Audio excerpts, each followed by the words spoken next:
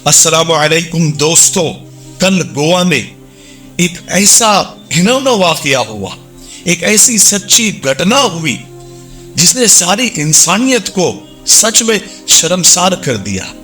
इस औरत को देखिए, इसने मां की ममता को शर्मिंदा कर दिया, बदनाम कर दिया। ये वाकया सुनाने को दिल नहीं कर रहा है, लेकिन आप लोग होशियार रहे, आप आइंदा से खबरदार रहे, इसलिए सुनाना पड़ रहा है। ये औरत दरअसल कलकत्ता की रहने वाली है, लेकिन ये इस वक्त बेंगलोर में रह रही थी।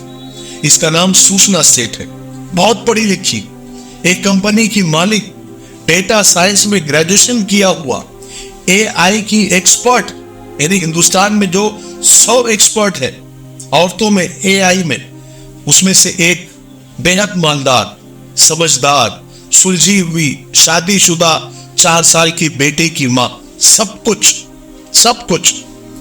लेकिन 6 जनवरी को ये औरत अपने 4 साल बेटे के साथ बेंगलोर एयरपोर्ट पहुंचती है।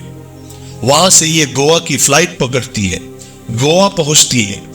एयरपोर्ट से कैब करके ये उस होटल पहुंचती है जिसकी बुकिंग इसने पहले से करवा रखी थी। इस होटल में वो औरत 6 जनवरी को चेक इन करती है। फिर 6, 7, 8 जनवरी तक वो अपने बेटे के साथ गोवा घूमती है, अलग अलग जगहों पर जाती है, खाती पीती है। उसकी वापसी 9 जनवरी को थी, लेकिन अचानक 8 जनवरी की रात करीब 10 बजे होटल के रिसेप्शन पर ये कॉल करती है और कहती है कि मुझे एक कार चाहिए, मुझे अभी इसी वक्त बेंगलोर जाना है, इमरजेंसी है।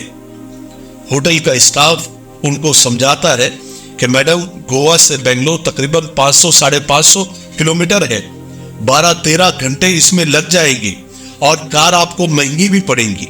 आप ऐसा करें कि फ्लाइट कर ले, 1 घंटे में आप बेंगलोर भी पहुंच जाएगी और आपको सस्ती भी पड़ेगी और आपकी जो इमरजेंसी आपको आ गई है वो भी निपट जाएगा। वो औरत कहने लगी कि नहीं, मुझे कार से ही जाना है, आप पैसे की फिक्र मत करो, बस मुझे आप कार यानी कैब करवा कर दे दो।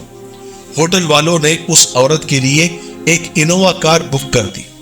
रात 1 बजे वो औरत एक बैग के साथ रिसेप्शन पर आती है, चेकआउट करती है, बिल देती है, वेटर को टिप देती है और इनोवा कार में बैठकर बेंगलोर रवाना हो जाती है।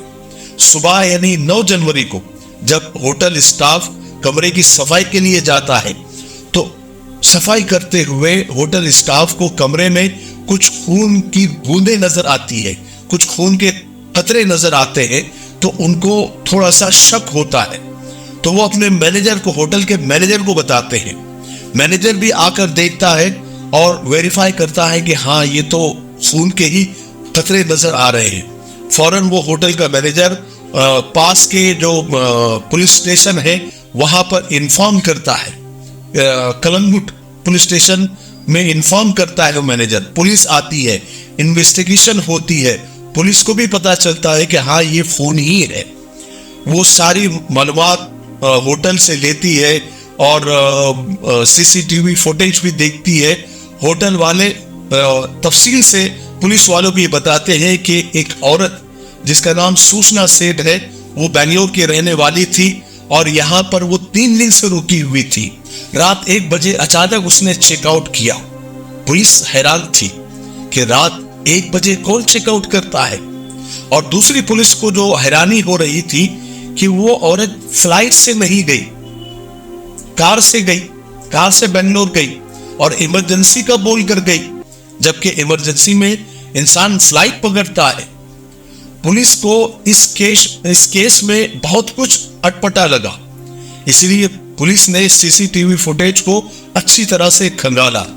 तो उसी वक्त जब सीसीटीवी पुलिस देख रही थी, तो स्टाफ में से एक आदमी ने, यानी एक वेटर ने कहा कि सर, एक बात और अजीब थी। जब ये औरत होटल में आई थी तो उसके साथ 4 साल का बच्चा था, और जब वो वापस गई तो उसके पास बच्चा नहीं था, सिर्फ एक बड़ा सा बैग था।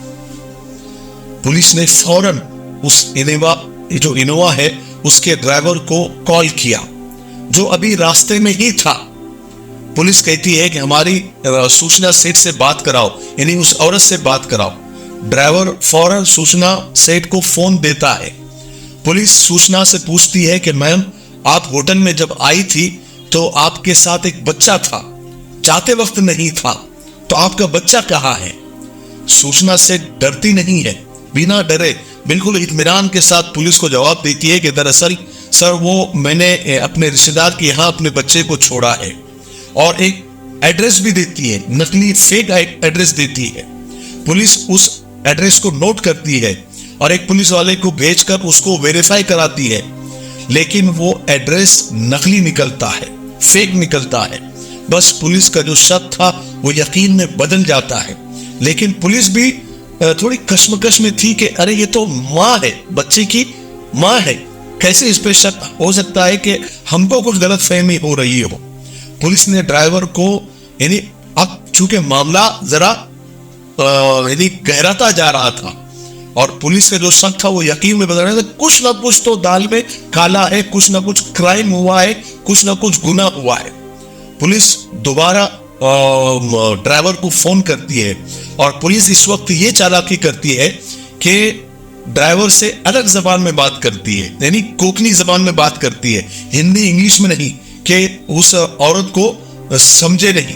पुलिस ड्राइवर को कहती है कि देखो कुछ गड़बड़ है, तुम जल्दी से चलते हुए जरा पता करो कि तुम्हारे रास्ते में नजदीक में पुलिस स्टेशन कौन सा है, और पुलिस स्टेशन में जल्दी से गाड़ी लेकर जाओ और वहां के पुलिस स्टेशन में जो भी रहेगा, जो पुलिस ऑफिसर होगा, उनसे हमारी तुम बात कराओ। ड्राइवर होशियार था, ड्राइवर ने पूरी बात कोंकणी लैंग्वेज में की, यानी मराठी लैंग्वेज में की, और उस औरत को समझने भी नहीं दिया। और उसने रास्ते में ही, हालांकि उस वक्त गाड़ी कर्नाटक के चित्रदुर्ग इलाके के आई मंगला पुलिस स्टेशन के आसपास गाड़ी चल रही थी। जैसे ही पुलिस स्टेशन नजर आया, ड्राइवर ने फौरन पुलिस स्टेशन के अंदर गाड़ी घुसा दी और जल्दी से दरवाजा खोला, पुलिस स्टेशन में भागा और गोवा पुलिस को फोन लगा दिया था। वही चालू फोन वहां के जो इंस्पेक्टर थे उनके हाथ में थमा दिया। गोवा पुलिस ने फौरन वहां के इंस्पेक्टर से बात की और पूरा मामला समझाया। पुलिस भागते हुए आई और इनोवा कार को घेर लिया और उस औरत को, यानी सूचना सेठ को नीचे उतरने के लिए कहा। वो नीचे उतरी, उसकी तलाशी लेने के बाद में उसके पास तो कुछ नहीं निकला, लेकिन जो बैग था, वो बैग को जब खोला पुलिस वालों ने जब वो बैग को खोला तो पुलिस वाले खुद सकते में आ गए, चंद कदम पीछे हट गए, यानी सन्न हो गए। क्योंकि जैसे ही बैग को उन्होंने खोला तो बैग में ऊपर तो कपड़े थे, 2-3 लेयर कपड़े थे, लेकिन जैसे ही कपड़े को हटाया तो वो 4 साल का बेटा, उसका गला घोटा हुआ, हाथ पैर मोड़ के दबा के बैग के अंदर रखा हुआ है। अल्लाह अकबर, अल्लाह अकबर। पुलिस भी हैरान थी कि एक मां अपने 4 साल के प्यारे से बच्चे को कैसे कत्ल कर सकती है। पुलिस सूचना सेठ को वहां पर यानी अरेस्ट करवाती है। कोर्ट जाकर वहां से, यानी जो ट्रांसफर का जो ऑर्डर होता है वहां से लेती है और गोवा लेकर जाती है। ये हमारा मिफ्ताही तलबीना है, ये नबवी नुस्खा है। आप सल्लल्लाहु अलैहि वसल्लम ने फरमाया ये पेट की बीमारियों के लिए बहुत मुफीद है और ये सुन्नत भी है, ग़िज़ा भी है, शिफा भी है, दवा भी है। इसे बनाने का भी बहुत आसान तरीका है। 1 गिलास दूध में 2 चम्मच तलबीना डालकर इसे उबाल ले, खीर की तरह बन जाएगा। और फिर इसमें शहद या शक्कर डालकर आप भी पिए, बच्चों को भी पिलाए। घर में हर एक उम्र के लिए ये मुफीद है। स्क्रीन पर आ रहे नंबर पर आप कॉल करें, आप दुनिया में कहीं भी हो ये आप तक पहुंचा दिया जाएगा। ठीक है, 1 से ज्यादा लेंगे तो कुरियर फ्री है। अगर आप डिस्ट्रीब्यूटर बनना चाहते हैं तब भी इसी नंबर पर आप कॉल करें। मुझे उम्मीद है कि आप जरूर, एक मर्तबा क्यों नहीं होता, आप खरीदेंगे। ठीक है। गोवा जाने के बाद सूचना से पूरी कहानी तफसील के साथ पुलिस वालों के सामने उगल देती है कि दरअसल वो बंगाल की रहने वाली, वहां उसने एक नामचीन कॉलेज में पढ़ाई की और बहुत सारी पढ़ाई करके एआई में वो एक्सपर्ट हुई। उसने अपनी खुद की एक कंपनी खोली, अपना स्टार्टअप किया, उसमें उसने काफ़ी तरक्की की। बेंगलोर चूँकि आईटी हब है तो यहाँ पर वो बेंगलोर में आई। बेंगलोर में आने के बाद केरल के एक नौजवान जिसका नाम वेंकट रमन था, उससे उसकी मुलाकात हुई। वो भी बहुत पढ़ा लिखा, उसका खानदान भी पढ़ा लिखा, यानी दोनों पढ़े लिखे और माशाल्लाह वेल सेटल लोग, दोनों तालीम याफ्ता थे। दोनों की मुलाकात हुई, मिलना जुलना हुआ, दोनों में प्यार हुआ। फिर 2010 में दोनों ने शादी कर ली। 9 साल तक सब कुछ ठीक चला। 2019 में उनको ये बेटा पैदा हुआ। बेटा पैदा होने के बाद भी 1 साल तक सब कुछ ठीक चला। 2020 में जब कोरोना आया तो इनके रिश्तों में भी वो वायरस आ गया, उनके रिश्तों में कड़वाहट आनी शुरू हो गई। फिर क्या हुआ कि दोनों अलग अलग रहने लगे, लेकिन बेटा सूचना के पास था और सूचना बाप को बेटे से मिलने नहीं देती थी। मामला फिर कोर्ट में गया। 3-4 साल केस चलने के बाद 2023 में, यानी अभी अभी की बात है, 2023 के आखिरी दिसंबर में कोर्ट ने दोनों की तलाक को मंजूरी दे दी। लेकिन एक फैसला और कोर्ट ने किया कि बेटे की कस्टडी मां को दे दी। और तीसरा ये भी फैसला किया कि महीने में 4 बार सूचना अपने बेटे को उसके बाप से मिलने देगी, उसमें रोड़ा रुकावट नहीं डालेगी, उसको रोक नहीं सकती वरना कोर्ट अगला कदम उठाएगा। सूचना को कोर्ट का ये जो मिलने का जो फैसला था, यानी बाप बेटे का मिलाप करने का, यानी दोनों को मिलने देने का फैसला बिल्कुल पसंद नहीं आया, क्योंकि सूचना इन 3-4 सालों के अंदर अपने हस्बैंड से, अपने शौहर से इतनी नफरत करने लगी थी कि उसकी जरा सी खुशी भी उसको बर्दाश्त नहीं हो रही थी। और सूचना ये जान चुकी थी, उसको मालूम था कि जब ये बाप बेटे दोनों साथ होते हैं तो बाप बहुत ज्यादा खुश होता है, अपने पूरी थकान को भूल जाता है, दोनों हंसते खेलते हैं। और ये पति का हंसना खेलना सूचना को एक आंख नहीं बाता था, एक आंख नहीं बाता था। वो अपने पति को जरा सा भी खुश नहीं दे सकती थी। और अपने पति का, अपने शौहर की खुशी का गला घोटने के लिए उसके दिमाग में यह आइडिया आया और उसने अपने बेटे का ही गला घोट दिया। देखिए, यानी वो सोचने लगी थी कि क्या करूं मैं ऐसा कि मेरे पति की खुशी उसको न मिले और मेरा बेटा उसके पास न जाए। तो उसने अपने 4 साल के बेटे का गला घोट दिया। यानी कितनी, सोचो तो भी अजीब लगता है, कैसे हो सकता है, एक मां के दिमाग में ये बात कैसे आ सकती है, कैसे? यानी इस नफरत के खेल में, यानी नफरत और मां के ममता के बीच की जो जंग है, इसमें नफरत जीत गई और ममता हार गई। ये वाकया सच में दिल को दहला देने वाला। वैसे भी जमाने में, आज के जमाने में, इस कलयुग में रिश्ते मरते जा रहे हैं, उनकी अहमियत कम होती जा रही है, सारे रिश्ते बेकीमत होते जा रहे हैं। इन नकली रिश्तों की दुनिया में आज भी मां का रिश्ता असली है, प्योर है। मां की गोद में, मां के आगोश में आज भी बच्चे अपने आप को सबसे ज्यादा महफूज और सिक्योर समझते हैं। लेकिन इस बच्चे की किस्मत वैसी नहीं थी। इस बच्चे को मालूम नहीं था कि ये 2023 चल रहा है, ये कुर्बे कयामत का जमाना है, ये कलयुग चल रहा है। यहां वो मां की गोद में भी महफूज नहीं है। क्या मां का दिल बोला होगा कि बच्चे का गला घोट। हैरत होती है कि हम ऐसे जमाने में जिंदा है कि हम ऐसे वाकयात बयान कर रहे हैं।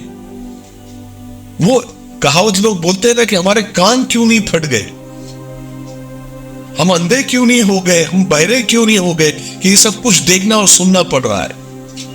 वाकई में दोस्तों, बस होशियार रहे, अलर्ट रहे और रिश्तों की कदर करें, रिश्तों की कदर करें। इतनी नफरतें मत आने दे कि इस लेवल तक बात चले जाए, है ना। और ऐसे वाकयात बहुत हो रहे हैं, है ना। ये 1-2 वाकयात भी हो जाना ये बहुत बड़ी बात है कि माँ अपने बच्चे को मार रही है, बाप अपने बच्चे को मार रहा है, भाई भाई को मार रहा है, बहन भाई को मार रहा है। हद होती है, अल्लाह हम सब की हिफाजत फरमाए, है ना। इसलिए दीन से जुड़े रहो, कुरान और हदीस से जुड़े रहो, अल्लाह रसूल की तालीमात से जुड़े रहो, इंशाअल्लाह ये चीज़ें दिमाग में नहीं आएगी। ठीक है, बेदीनी ही चाहे कितने भी आप पढ़े लिखे हो, कितने भी एजुकेटेड हो, कितने भी बड़े आप पोस्ट पर हो, लेकिन यहाँ सीने में अगर खुदा का डर नहीं होगा, आखिरत में हिसाब का डर नहीं होगा, तो ये सारी चीज़ें होती है। अल्लाह आप सबकी हिफाजत फरमाए। ठीक है, मुझे उम्मीद है कि आज का किस्सा आपको अच्छा तो नहीं लगा होगा, लेकिन इससे कुछ ना कुछ सबक जरूर मिला होगा। आपको अच्छा लगा है या आपको कुछ सीखने को मिला है तो आगे शेयर जरूर करें। तब तक मेरे लिए, पूरी उम्मत के लिए, पूरी इंसानियत, पूरी मानवता के लिए और हमारे प्यारे मुल्क भारत के लिए, यहाँ की अमन शांति तरक्की उन्नति के लिए खूब दुआएं करते रहे। अस्सलामु अलैकुम व रहमतुल्लाहि व बरकातुहू। दोस्तों, जैसा कि आप जानते हैं कि मिफ्ताही परफ्यूम्स ने अब तक कई सारे इत्र आपकी खिदमत में पेश किए हैं और अल्हम्दुलिल्लाह आपने उसको बेहद पसंद किया है। लेकिन उन सारे इत्र में 6 VIP इत्र हैं जो सबसे ज्यादा हिट हुए हैं और सबसे ज्यादा आप लोगों ने उसको पसंद किया है। अब हमने उन 6 इत्रों का एक गिफ्ट सेट तैयार किया है माशाअल्लाह, और ये गिफ्ट सेट आपको सिर्फ 2500 रुपए में हम देंगे। लेकिन इसके साथ एक ऑफर भी है, एक खुशखबरी भी है कि ये गिफ्ट सेट लेने के बाद में आपको एक तलबीना हमारी तरफ से फ्री दिया जाएगा इंशाअल्लाह। स्क्रीन पर आ रहे नंबर पर आप कॉल करके, व्हाट्सएप करके आप ये ऑर्डर कर सकते हैं और हमारी वेबसाइट www.miftahperfumes.com पर भी जाकर आप विजिट कर सकते हैं, वहां से भी आप ऑर्डर कर सकते हैं। इंशाअल्लाह आप ये ऑर्डर करें, आपके लिए नफे का सौदा होगा और सारे इत्र आपको एक साथ मिल जाएंगे इंशाअल्लाह। ठीक है, अस्सलाम वालेकुम।